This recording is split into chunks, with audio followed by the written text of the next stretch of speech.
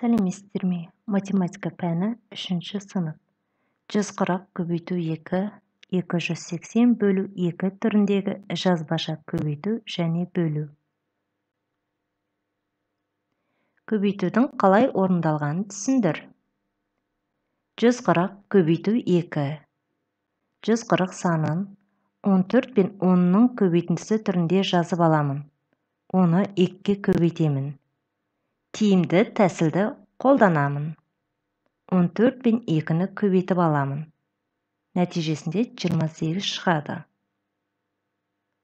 Нәтижені 10-ға көбейтемін. 280.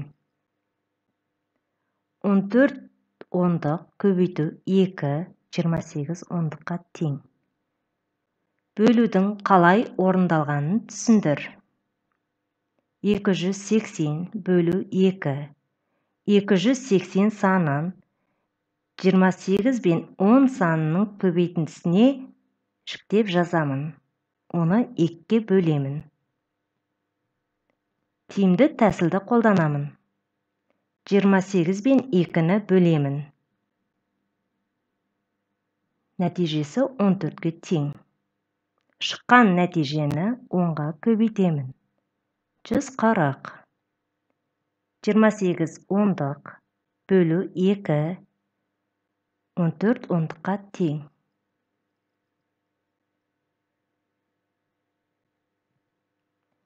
Көбейтудің баған түрінде орындалуына қара. Жазамын. Бірінші көбейткіш 140, яғни 14 ондық. Ондықтың астына екінші көбейткіш 2-ні жазамын. Ондықтарды көбейтемін.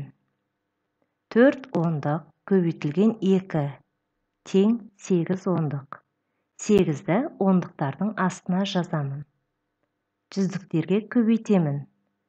1 жүздік көбейтілген 2, тең 2 жүздік. 2-ні жүздіктердің астына жазамын. 0-ді түсіремін. Жауабын оқимын. 280. Бұл жазбаша көбейту алгоритмі.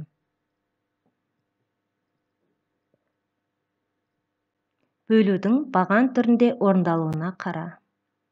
Жазамын. Бөлінгіш 280, бөлгіш 2. Бірінші толымсыз бөлінгіш 2 жүздік. Бөліндіде 3 цифр болады. Жүздік, ондық, бірлік. Жүздіктерді бөлемін. 2 бөлу 2 тең 1.